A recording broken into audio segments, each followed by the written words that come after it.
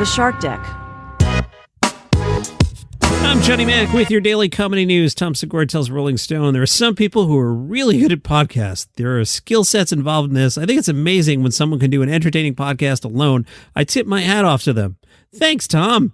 Bill Burr could do that. Tim Dillon could do that. Theo Von could do that. You could tell who wants to be a comedy philosopher and doesn't have the intellectual substance to do it well, but everybody else can tell too.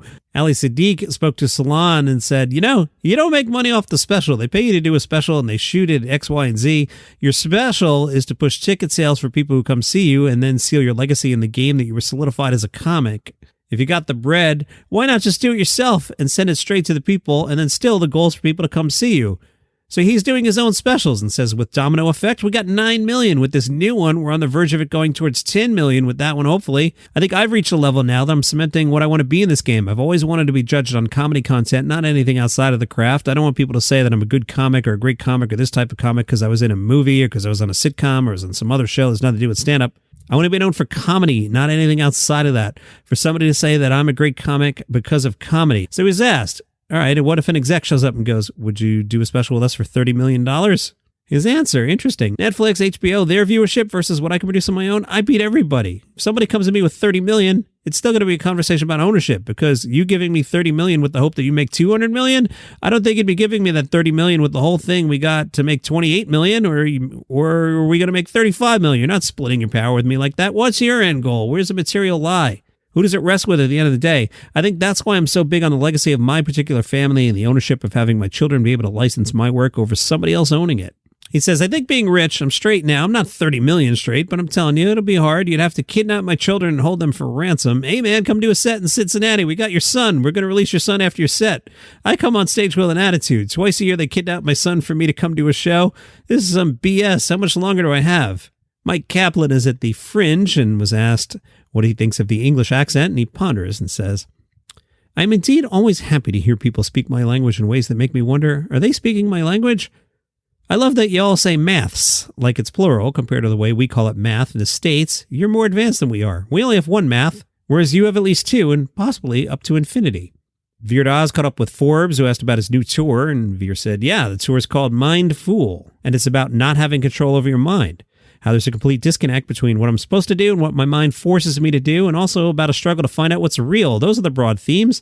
I do material about the world in the first 40 minutes and then get more personal in the final 40. There's everything from visits to police stations to first sex. We're going to do 32 countries. We consciously decided to level up, so I'm going to play Carnegie Hall for the first time. I think I might be the first Indian comedian to ever play there. I'm going to do the Chicago Theater, Kennedy Center, Dubai Opera House, the Sydney Opera House, the Hammersmith Apollo in London. It's the dream list of the most iconic venues that I made 10 years ago. That's an impressive list.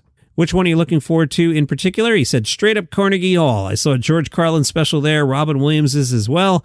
I know it's not a room that does a lot of stand-up, but it represents a lot of global appeal, and it's just beautiful to look at. So you're at McDonald's and you get your bag and you open your bag, you want to grab a couple of fries or something, and there's $5,000 in it. Yeah, this happened to one guy. Hi, I'm Johnny Mac, host of 5 Good News Stories. He gave the money back, don't worry. If you want to start your day with a smile twice a week, I've got 5 good news stories for you. For example, there's an airline for dogs. Or what about the woman in her 80s who just released her debut album? How about the dude who found 150 corn on the cobs under his floorboards? Is corn on the cobs even the way you say that? Who cares? And yes, that was a pony at the supermarket. 5 good news stories, the number 5 good news stories, 5 good news stories, the number 5 good news stories, wherever you get your podcasts. Today at the Omaha Comedy Festival, 10 a.m., Sunday Yoga. 6 o'clock, Sunday Improv at the Backline with biscuits and 2 buses. 7 o'clock, Sunday Improv at the Backline. Mockumentary Now and Brandy Alexander. 8 o'clock, Sunday Stand-Up at the Backline. And 9 o'clock, Sunday Sketch Improv at the Backline. So I say, let's do some yoga at 10, drink all afternoon, go into the Backline, flash our press passes, tip the waitress well, and sit there for 5 hours, enjoy the final night of the Omaha Comedy Festival. Meanwhile, at LO Loveland, 1 o'clock, Hilarity and Hatchets, an Axe-ceptional comedy mixer at Axe to Grind. It's an afternoon of comedy and axe throwing. You'll need a VIP pass for that one. I know a guy, and the guy I know is Dan Bublitz Jr., who's featuring at the Best of Laugh Out Loveland Stand-Up Comedy Showcase at the Tom Davis Saloon at 7 p.m. Go see Dan and Jeff Albright, Jason, and some of their favorites from throughout the weekend. Dan, thanks for sending over that information. Comedian Rosie Jones is tearing up as she defends her new show title, which is Am I a R-word? A word that has fallen out of fashion. I won't say it here. Jones has cerebral palsy and is releasing her personal documentary in which viewers can follow the 33-year-old as she sets out to understand how prevalent disability trolling is in the UK. One unimpressed Twitter user wrote regarding Rosie Jones's documentary, "No, F no, you do not reclaim such a word. You are not doing us a favor. Shame on you." Jones told BBC Radio 4, "I've had cerebral palsy for 33 years, and that means going through school, walking down the road, and now having a public platform on social media. I get to experience that word used at me as a weapon nearly every day. Somewhere I will hear it.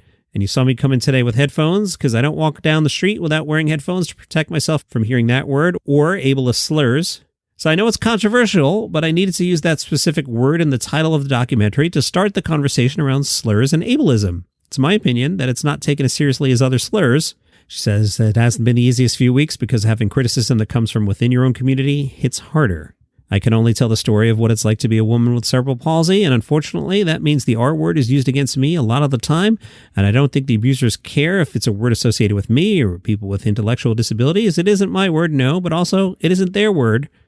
And it's no one's word, but the truth of the matter is, it's a word that's still heard, used casually in schools and pubs and in the street. I think by using it in the title, I'm in no way encouraging people to use it, and in the same breath, I'm in no way trying to reclaim it. I'm highlighting it as a word that's still used casually, and it needs to stop." That's your comedy news for today. Follow the show for free on Apple Podcasts, Spotify, YouTube, wherever you get your shows. See you tomorrow. Hi, I'm Mark Francis and host of a new podcast, The Messi Effect. Join us as we take you into the exciting new world of Argentine soccer phenomenon, Lionel Messi. And his new life at Inter Miami will bring you into the glitz, the glamour, the star-studded events, along with the exciting journey to a new world of U.S. soccer and international football with news and stories 3 times a week. Come along for the ride as Messi, Miami, and Major League Soccer experience the journey of a lifetime. Get the Messi Effect wherever you get your podcasts.